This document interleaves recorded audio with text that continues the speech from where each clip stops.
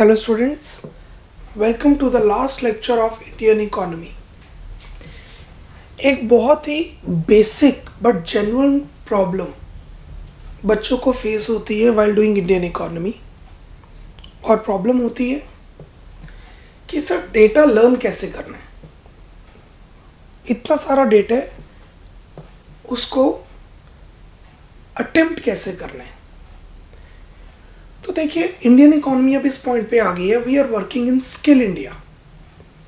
हम एजुकेशन को वोकेशनलाइजेशन में टर्न अप कर रहे हैं ताकि ब्रेन ड्रेन कम हो।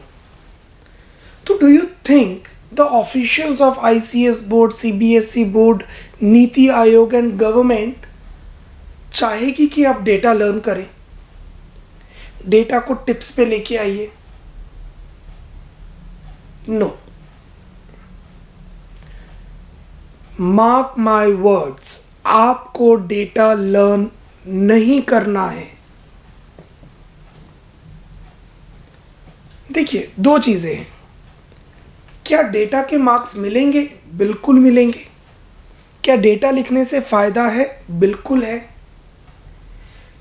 दूसरी चीज, क्या डेटा नहीं लिखने से नंबर कटेंगे? नहीं। सो आपके पास दो अप्रोचेस हैं। अगर आप डेटा लर्न कर सकते हैं तो हर चैप्टर का एक ऐसा डेटा उठाइए जो हर क्वेश्चन में वैलिड हो जाए। जैसे कि Indian economy on the eve of independence पर इंडिया की जीडीपी क्या थी, पॉवर्टी में number of poors percentage India में बीपीएल में कितने हैं,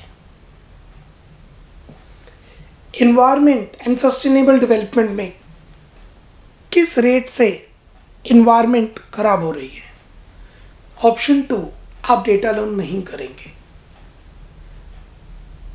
बट स्टिल डेटा से रिलेटेड क्वेश्चन पेपर में आते हैं और आएंगे। तो सर ये तो आर नहीं होगी, आप कह रहे हैं डेटा लर्न नहीं करना पर डेटा से रिलेटेड क्वेश्चन आएंगे। So this lecture is dedicated to those questions. So there are two category of students, जो डेटा लर्न कर सकते हैं, जो नहीं कर सकते। जो डेटा लर्न कर सकते हैं, it is very good for you, but मैं as a student second category में हूँ। मैं डेटा लर्न नहीं कर सकता और मैं करना भी नहीं चाहता। आज के टाइम पे गूगल पे सब कुछ अवेलेबल है, बुक्स ओपन करो, सब कुछ अवेलेबल है। डेटा लर्न करने का लॉजिक क्या है? कुछ भी नहीं। Yes you can, it is good, better. If you can not, no problem. CBSE ने आपके लिए कुछ ऐसे क्वेश्चंस पेपर में डालने हैं। वो क्वेश्चंस कैसे होंगे वो हम करने जा रहे हैं। सी, डेटा को कैसे प्रेजेंट किया जा सकता है। क्वेश्चन में डेटा प्रेजेंट हो सकता है 4 फॉर्म्स में। First, graphical presentation. Second, pictorial presentation, picture के साथ। थर्ड, टेबुलर प्रेजेंटेशन, टेबल के साथ। 4, टेक्सचुअल प्रेजेंटेशन, टेक्स्ट की फॉर्म में, पैराग्राफ की फॉर्म में। क्वेश्चन में डेटा गिवन होगा। I repeat, data will be given in the question and you are suppose to attempt the answer accordingly. क्योंकि data अगर आप लर्न करेंगे तो अलग अलग बुक्स में अलग अलग ईयर के हिसाब से, अलग अलग सोर्सेज के हिसाब से डेटा होता है। 2013 में वर्ल्ड बैंक ने कोई और डेटा दिया होगा, तो 2014 में आरबीआई का डेटा ऑब्वियसली डिफर करेगा। और आपकी बुक ने प्रिंट किया है डेटा 2016 का, और सीबीएसई ने आंसर की में डेटा दिया 2018 का। Hence the difference. So question number 1 is pictorial interpretation. Check कीजिए, क्वेश्चन आपकी स्क्रीन पे है। Analyze the given data on the basis of growth rate of per capita income with respect to achievement of planning. Planning मतलब हम बात कर रहे हैं Indian economy during planning reforms, during planning phase 1950 to 1991, और उसमें एक बहुत बड़ी अचीवमेंट थी increase in per capita income. India की पर कैपिटा इनकम बढ़ी है, उसी का क्वेश्चन है 3 मार्कर। देख सकते हैं, पिक्चर आपके सामने है। फर्स्ट प्लान में 2.7% पर कैपिटा इनकम बढ़ी है। देखिए पिक्चर में एरो का साइन हट की फॉर्म में, इंक्रीज की फॉर्म में है, और ऊपर लिखे ग्रोथ रेट। 11th प्लान में कुछ 50 इयर्स के बाद 6% ग्रोथ रेट पर कैपिटा इनकम की है, और 12th प्लान में 5.5% पर कैपिटा की ग्रोथ रेट है। दैट मीन्स पर कैपिटा बढ़ रही है और ये प्लानिंग की अचीवमेंट है। अब 3 मार्क में क्या आंसर लिखना है? जो हमने फायदा पढ़ा हुआ है, increase in per capita income as in planning reform advantages achievement. लिखिए answer, write down the answer for the first part. Picture आपके सामने है क्वेश्चन की। From the given information comma from the given information comma it can be observed that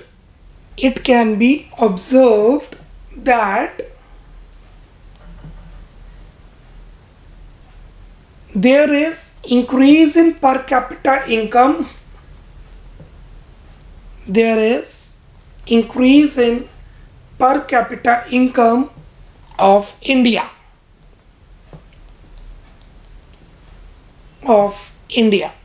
Full stop. Over time, comma, per capita income has recorded a significant increase. Over time, comma, per capita income has recorded a significant increase. Full stop. Prior to planning, comma, per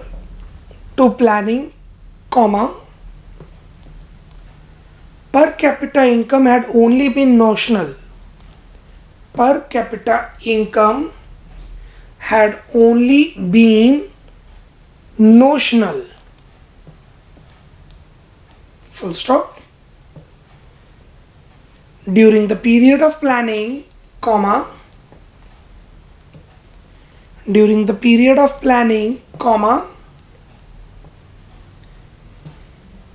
initially the rate of growth was slow. During the period of planning, comma, initially the rate of growth was slow. That is just 2.7% during the first plan. That is just 2.7% during the first plan. But it increased gradually.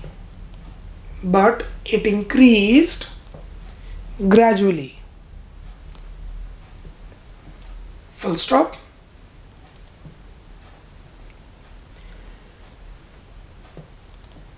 Eleventh plan recorded a growth rate of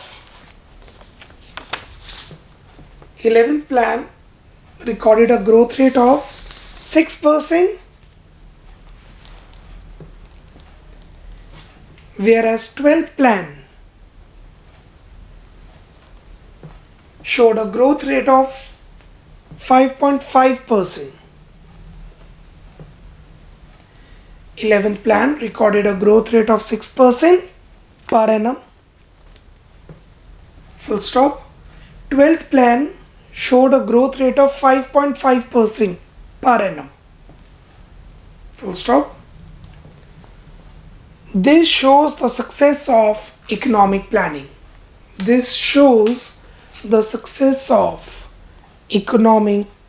planning. सो आपको data learn नहीं करना कि 11th plan में कितना percent पर capita income बढ़ी और 12th plan में कितनी परसेंट पर कैपिटा इनकम बढ़ी। आपको क्वेश्चन में डेटा गिवन है, आपको बताना है कि प्लानिंग की ये अचीवमेंट है। क्यों? क्योंकि पहले बहुत ही कम पर कैपिटा इनकम की ग्रोथ रेट थी, 2% से 6% और 5% पर पहुंचना इट्स अचीवमेंट। ये सब कुछ आपके नोट्स में गिवन है, इसलिए मैं ब्रैकेट में आपको लिखवा रहा हूं, रेफर पेज 18, ताकि आपको ऐसा ना लगे कि ये क्वेश्चंस तो हमने किए नहीं है। ये क्वेश्चंस किए हैं बट किसी और फॉर्म में किए हैं। तो ब्रैकेट में लिखिए रेफर पेज 18, क्वेश्चन 23 का second point, refer page 18, question number 23 का second point.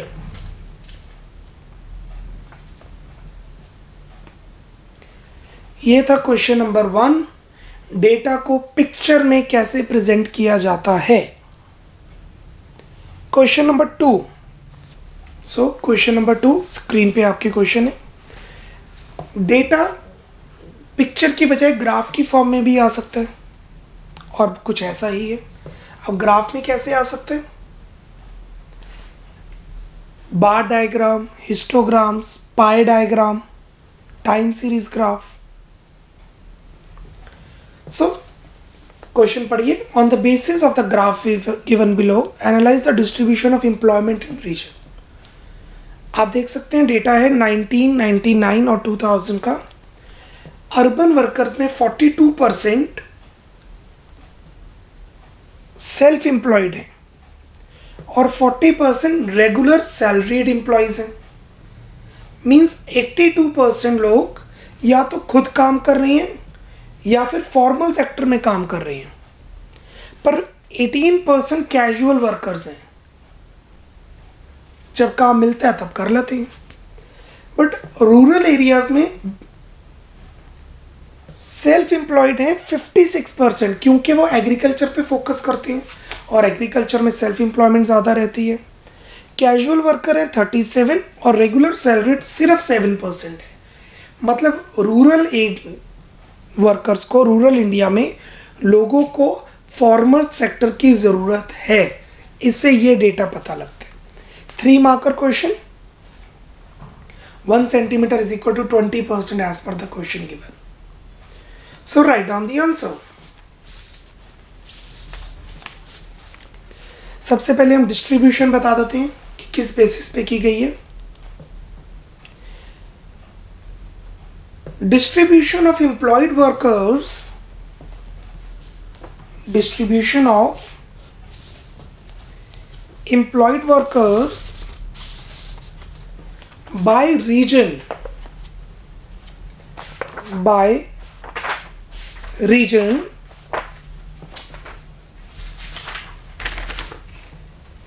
enables us to know the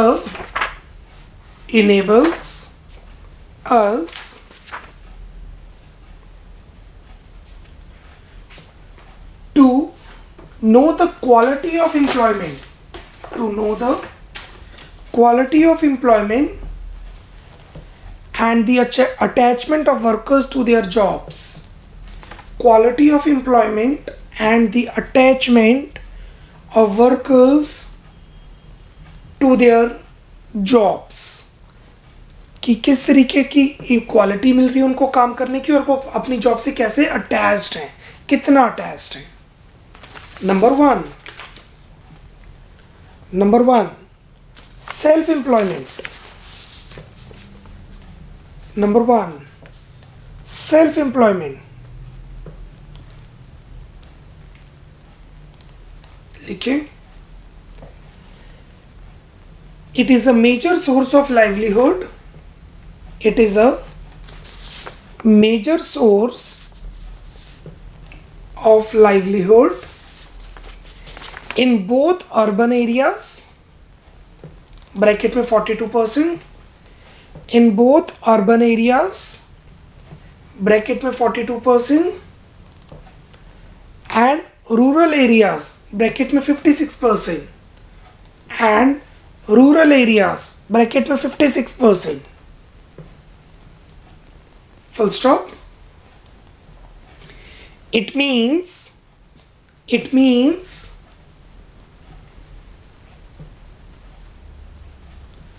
the major workers in India are self-employed. The major workers in India are self-employed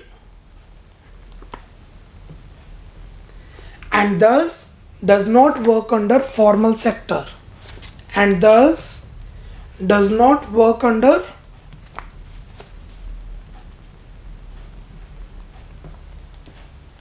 formal sector. Full stop. अगर हम इसमें और deep जाते हैं तो हम ये समझ सकते हैं कि रूरल इंडिया में एग्रीकल्चर सेक्टर में काम होता है क्योंकि अपनी जगह पे लोग काम करते हैं और वो सेल्फ एम्प्लॉयड हैं, और अर्बन एरियाज़ में इतनी जॉब्स नहीं मिल रही हैं, जॉबलेस ग्रोथ, इसलिए लोग अपना काम करना ही प्रेफर कर रहे हैं। अब ऐसे नहीं कहना 42 + 56, 98% लोग सेल्फ एम्प्लॉयड है, ऐसे प्लस नहीं कर सकते क्योंकि 42% अर्बन का बेस अलग है और 56% रूरल का बेस अलग है। Number 2, casual workers. Casual workers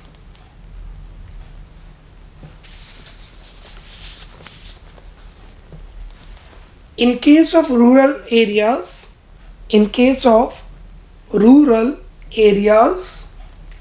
comma, casual workers account for second major source of employment. Casual workers account for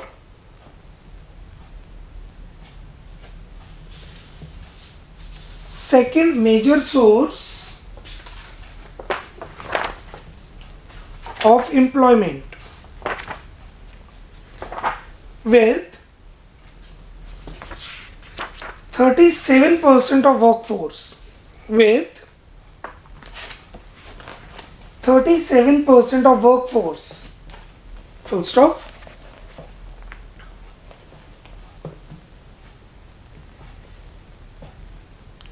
Casual workers are those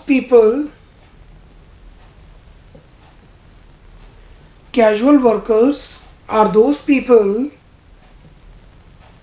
comma, who are not hired by their employers on a regular or permanent basis, comma, who are not hired by their employers on a regular hyphen or slash permanent basis and do not get any social security benefits, and do not get any social security benefits, full stop. Number 3, regular salaried employees या employment. Regular salaried employees.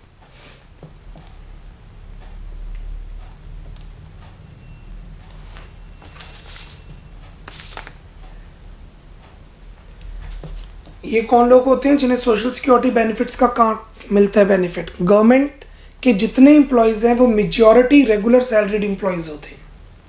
लिखिए, urban people ज़्यादा काम कर रही हैं regular में, क्यों? उनके पास एडुकेशन ज़्यादा है। Urban people have a variety of employment opportunities. Urban people have a variety of employment opportunities because of their educational attainments and skills. Because of their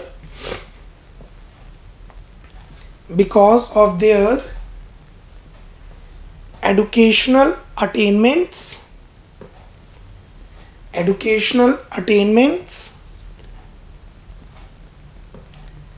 and skills, full stop. Thus,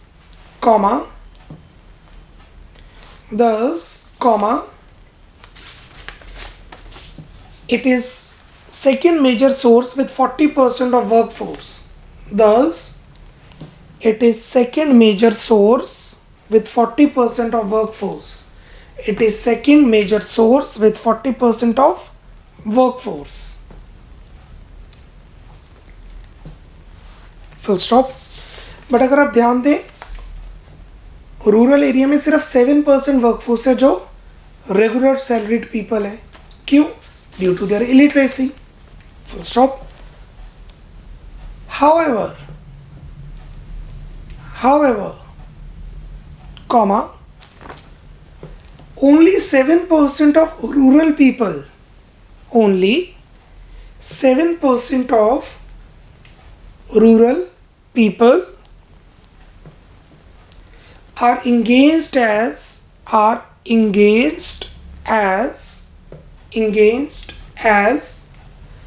regular salaried employees. However, only 7% of rural people are engaged as regular salaried employees due to illiteracy and lack of skills. Due to illiteracy and lack of skills. ये था हमारा second question data interpretation का graphical format में, कि अगर graph given होगा तो आप कैसे डेटा को इंटरप्रेट करेंगे. नोट्स में ये आंसर पेज 101 और 102 पे गिवन है, बट ऑब्वियसली किसी और फॉर्म में, not in data interpretation form. Question है टाइप्स ऑफ वर्कर्स और उसके अंदर डेफिनेशंस के साथ डेटा गिवन है. सो ब्रैकेट में लिख लीजिए refer page 101 and 102. Refer page 101 and 102.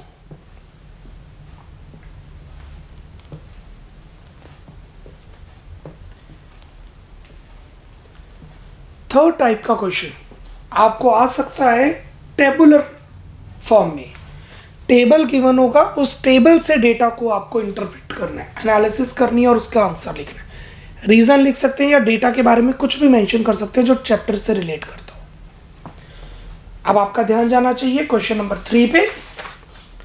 Go through question number 3. The following table shows the population and worker population ratio for India in 1999-2000. It's a worker population ratio. Can you estimate the workforce of rural and urban for India? What is workforce? जो लोग काम कर रहे हैं, कर सकते हैं, करना चाहते हैं नहीं, वो बात की बात है, कर रहे हैं, workforce. Also comment on it, और उस पर आपको कमेंट भी करना है. So let's solve the question. Tabular form है, कमेंट भी करना है, 3 to 4 मार्कर. पहले सॉल्व करना पड़ेगा. Rural, urban, total. Here we have is population.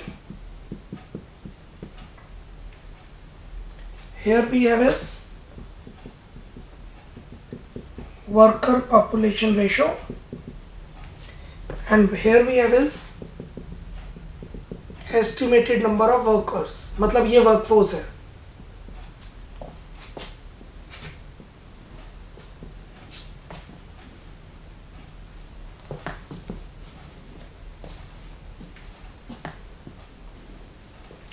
जो डेटा क्वेश्चन में गिवन है पहले वो लिख देते हैं. 71.88, 28.52. This is crores. Worker population ratio that would be 41.9, 33.7, 39.5. That is in percentage. मतलब रूरल एरिया में 41.9% लोग काम कर रहे हैं, अर्बन में 33.7% लोग काम कर रहे हैं, और टोटलिटी में 100 में से 40 लोग काम कर रहे हैं, 39.5. ये भी करोर्स में है. क्वेश्चन मार्क सब पे. Now how to find worker population ratio. It is workforce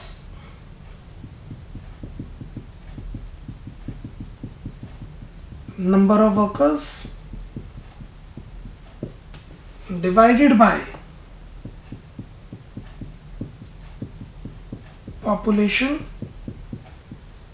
into 100. Now first for rural,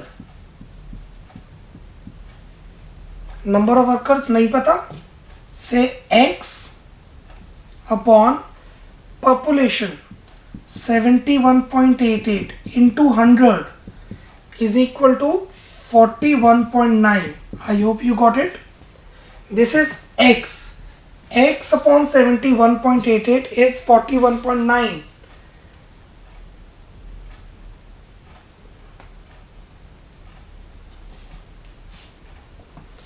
And when we'll do the calculation, it would be 41.9 multiplied by 71.88 into 100 divide by 100. It is 41.9 into 71.88 divided by 100 is equal to 30.12 crores, क्योंकि ये भी करोड़ में है, ये भी करोड़ में है. So here we get is 30.12. मतलब इतने करोड़ लोग में इतने करोड़ लोग काम कर रहे हैं. The same we are going to solve for urban now. Say this is y. Y upon 28.52 into 100 is equal to 33.7. That means y is equal to 33.7 into 28.52 divided by 100 is equal to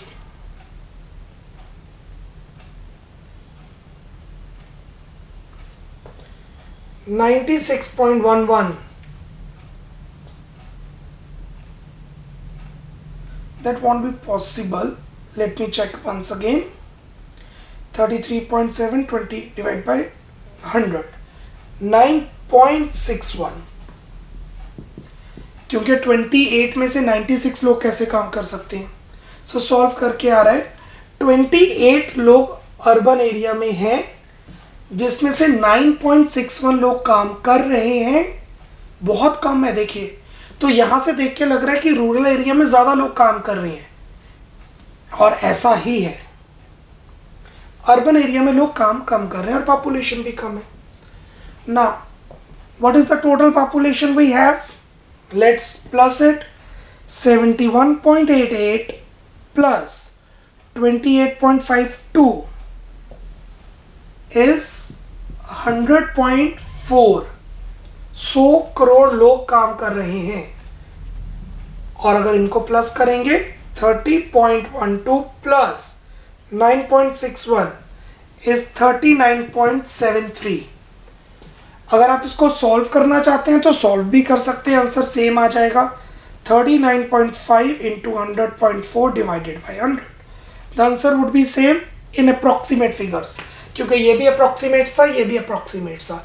That is why it is estimated. Estimated means approximate. That was tabular representation. Numerical solve कर लिया. अब इस पर comment कर देते हैं. What is comment? Population rural area में ज़्यादा है. So first,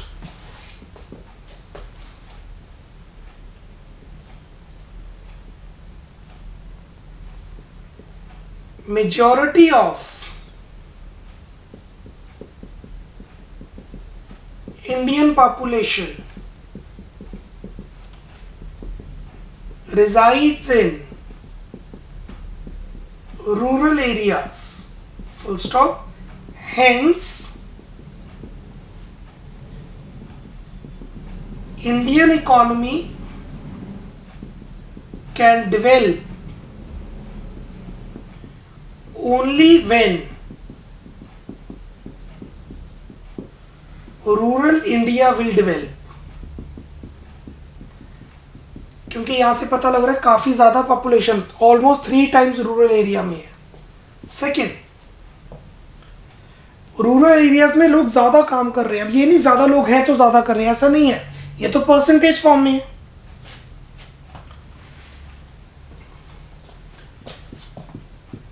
Rural people are working more than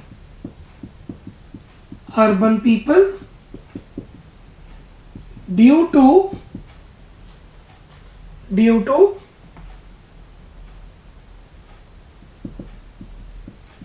increase their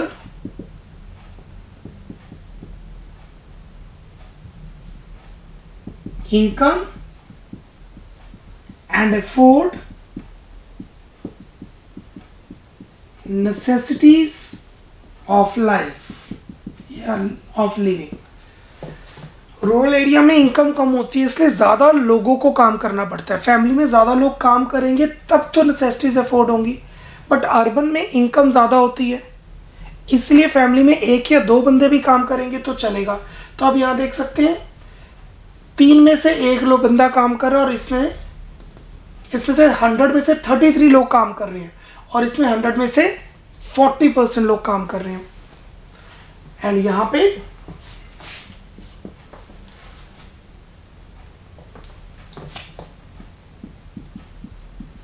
urban workers are far less than rural workers, considering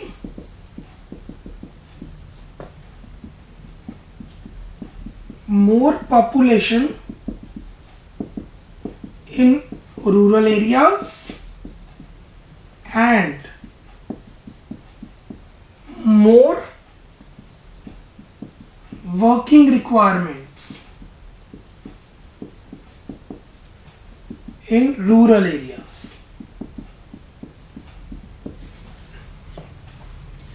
rural areas में अर्बन एरियाज में बहुत ही कम वर्कर्स है। रीजन, रूरल एरिया में एक तो लोग ज्यादा रहते हैं और लोग ज्यादा उनको काम करना पड़ता है। First and second point. So ऐसा क्वेश्चन आपको नोट्स में मिल जाएगा, रेफर पेज 108। आपको बताने के लिए कि everything is in the notes, but you need content and quality, not the quantity and cramming. ये था third question, tabular data presentation interpretation. और चौथी तरह से डेटा कैसे प्रेजेंट किया जा सकता है, the fourth way to present the data is textual form, text की फॉर्म में। Question number 4, out of 7 lakh hospital beds, roughly 11% of them are available in rural areas। यहाँ पे बात हो रही है इंफ्रास्ट्रक्चर की, सोशल इंफ्रास्ट्रक्चर की। What is the state of rural health infrastructure in India? Very poor. देख के पता लग रहा है बहुत पुअर है, क्योंकि रूरल एरिया में लोग ज़्यादा रहते हैं, लोग ज़्यादा, फिर भी इंफ्रास्ट्रक्चर कम है। क्यों? क्योंकि प्राइवेटाइजेशन नहीं है। मीन्स प्राइवेट सेक्टर तो प्रॉफिट के लिए काम करता है ना, और प्राइवेट सेक्टर रूरल एरिया में जाएगा नहीं, क्योंकि वहाँ पे प्रॉफिट नहीं मिलेगा। इस वजह से जहाँ पर आप बैठे हैं उसके 5 किलोमीटर के रेडियस में कितने सारे हॉस्पिटल मिल जाएंगे, बट यही रूरल एरिया में है तो आपको 50 किलोमीटर के पास जाना पड़ेगा क्रॉस करके एक अच्छे हॉस्पिटल के लिए, and this is very bad. Fourth answer,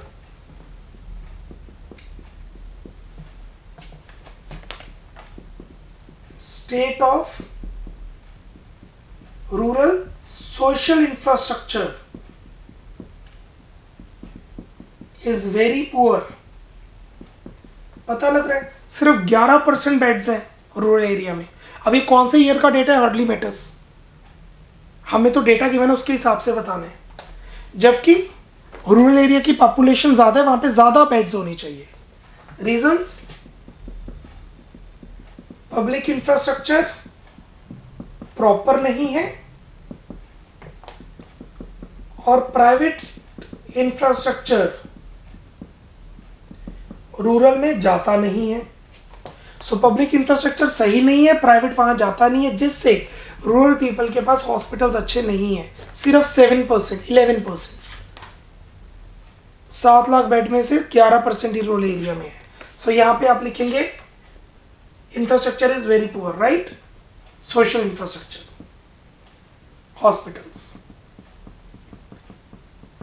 इसका एग्जैक्ट आंसर आपको मिलेगा पेज 128 में, urban, rural and rich poor divide, पढ़ चुके हैं हम पहले भी ये, बस उसका क्वेश्चन डेटा की फॉर्म में आ गया, वो भी textual data interpretation. So these are the type of questions जो आपसे पूछे जाएंगे। इसके लिए आपको डेटा लर्न नहीं करना है, डेटा क्वेश्चन में गिवन होगा, उसको आपको इंटरप्रेट करना है अगर आपको चैप्टर आता है तो। This completes our data interpretation. Bye bye, take care. Concept से पढ़िए, कंटेंट से पढ़िए, क्वालिटी से पढ़िए। Keep studying, keep growing. Bye bye, take care, God bless.